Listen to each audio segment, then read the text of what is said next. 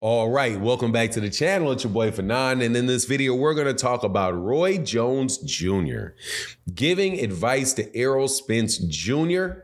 Seems like Roy Jones Jr. is the elder statesman in this boxing thing right now, man. I got to tell you, I'm loving his take on this Errol and Terence thing. He was good as gold before the fight, and I think he is in absolutely positively unique position to talk to Errol Spence Jr. about what he thinks Errol should do. And let's talk about that in this video.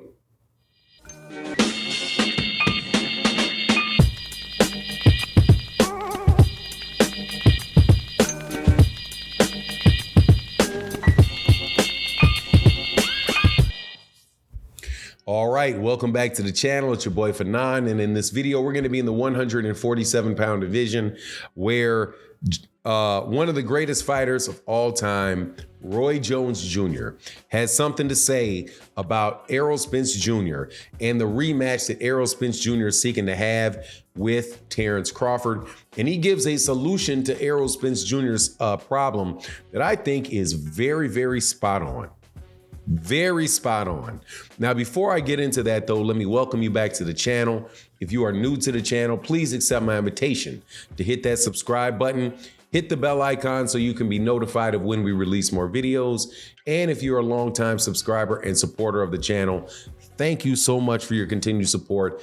Makes a huge difference to the channel. And thank you to everybody that sponsors videos like this in the super thanks. But all right, look, gotta say thank you to the sponsor of this video, Boxing Showtime's app. And I want to introduce you to this really great app for hardcore boxing fans that want to know everything that's going on in boxing. It's a very accessible app right in your hands that you are able to see all of the upcoming fights, that are around your neighborhood, the ones that are going on at bars near you, boxing updates, boxing news, boxing profiles, tales of the tape, boxing tickets, official highlights, official replays. You got a dark mode if that's how you like to look at your screen, a bar locator, everything that you need to be to allow you the most access possible and information possible for the sport that we love. Also, there's a promotional code that you can use, Fanon that will allow you to have access to the premium features of the app, as well as a 14-day trial for the premium features of that app. Very inexpensive monthly fee. So make sure you guys go check that out. It does support the channel. Thank you. Okay, because as you know, Errol Spence Jr. and Terence Crawford fought in a one-sided whooping like Errol Spence Jr. had predicted. However, it was not. The whooping was inflicted upon Errol Spence from Terence Crawford, not the other way around. So Roy Jones Jr., who is one of the best fighters to fight in my lifetime for sure, exceptionally talented and skilled fighter with a lot of experience on the way up, and a lot of experience as an older fighter on the decline. And he gave some advice to Errol Spence Jr. that I think would be smart for Errol Spence Jr. to heed. Now, as you know, Errol said that he wants to have a rematch with Terence Crawford. And he said that he wants to see if hopefully they can do it before December. So he exercised that rematch clause. As of right now, it is August. So you have August, September, October, November, December. That's 4 months. That's 16 weeks. 16 weeks coming off of that brutal a fight may very well be too soon. But Roy Jones Jr. said, look, man, he agrees with Errol Spence Jr. taking the rematch. He just says, look, if you got the rematch clause, contact Terence Crawford and say, look, I want to do the rematch. I want to hold on to the rematch, but I want to have 2 more fights in between now and the time that I take a rematch at 154 pounds. And I think that that is probably a smart thing if he can pull that off and do it, provided that, you know, Terence Crawford is still going to be around in order to get that very, very big fight. I think that that is a smart decision, or that's at least a very reasonable option to take for that fight. I mean, because Roy Jones Jr. also says some things he didn't like, and he didn't write it off like, no, like Errol couldn't do some things, change some things, make some adjustments in order to do much better against Terence Crawford.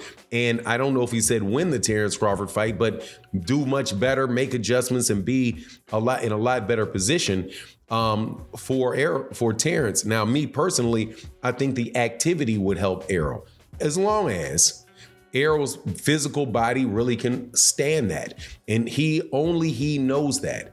Again, for people that think that I'm out, first of all, I got an issue with this making excuses thing, because I don't work for none of you. So, why would I make an excuse to you? Me. You ask somebody, I told people in a live stream, bro, you know what the difference between an explanation and an excuse is? It's who you're telling it to. If you're giving an explanation to somebody, and they actually have authority to make the decision, and you're saying, here's an explanation about why this happened, and they say, no, that you're just asking to excuse me from your culpability in this circumstance, that's when an explanation becomes an excuse. However, when I'm talking to somebody on Twitter, or I'm talking to somebody on my YouTube comment section, and you tell me I'm making excuses, I tell you, dude, you are not my mama, and you don't hold any weight over me whatsoever, not a decision maker in my life. So, not making an excuse to you. I'm giving you relevant information, which will allow you to figure out what happened in the fight and what you think should happen moving forward. So when I say that Errol Spence Jr. had not fought in 15 months before that fight, and only one time in the last 3 years, that may have something to do with his timing and his ability to win the fight, it just, that's something you should maybe take into consideration. So Roy says, have a couple fights and then do the rematch, which will give you an opportunity to make some adjustments. You now know what you're looking at, and give your body time to rest, to heal, to come back. Now, he did not say, nor did he imply, that means he's going to come back and beat Terence Crawford.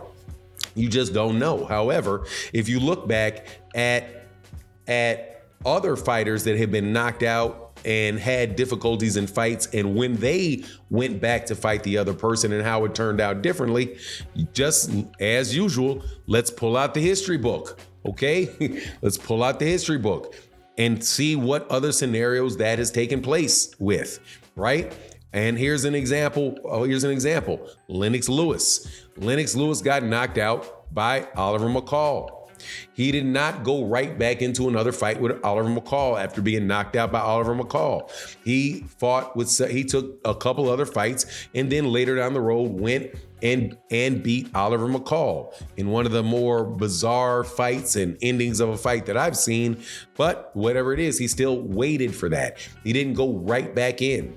Also, other examples of fighters that have lost fights, and after they waited a little bit longer, got their feet under them a little bit more, they went and they won the rematch. Another case of that is in a very great battle. In the first fight, Joe Frazier beat Muhammad Ali. Muhammad Ali did not run it right back. Muhammad Ali had a couple fights in between, beating some other people. And then when he got to Frazier in a non-title fight, actually, let me correct it, because I don't know if it was a non-title fight or not. It may have actually been a title fight. But after he beats George Foreman, he goes and he fights Joe Frazier for the second time, beats Joe Frazier, right? I think he beat him pretty handily. Most people don't even really mention that fight. And then Joe Frazier didn't go right back into the third fight. He waited a while, and then he gave Ali even more deadly fight that took place over a series of years. So, the idea that a fighter who looks like they have no chance in a fight, if they take a rest and they have times to train and take some fights, take some tune-up fights, right? And that's what a tune-up fight is there for, to let you see something in a case where it may not be that, hectic a situation, but you get a win, you get a paycheck, and then boom, you can wind up being in a much stronger position to rematch the guy. And so I like Roy Jones Jr.'s advice there. as if I'm ever really going to doubt Roy Jones Jr.'s advice, because, I mean, you know what it is. He's a Hall of Fame fighter. He's a trainer. He's been a promoter. He's been around the sport his whole life and has fought at the highest level. He's also come back from very, like, what would be devastating losses for some people. Some people came back, you know, and continued on his career, never made it back to the heights that he was at. But you gotta appreciate him for the journey he took. But anyway, that's my take on the matter. You let me know what you think in the comment section. And with that, I'm out. Peace.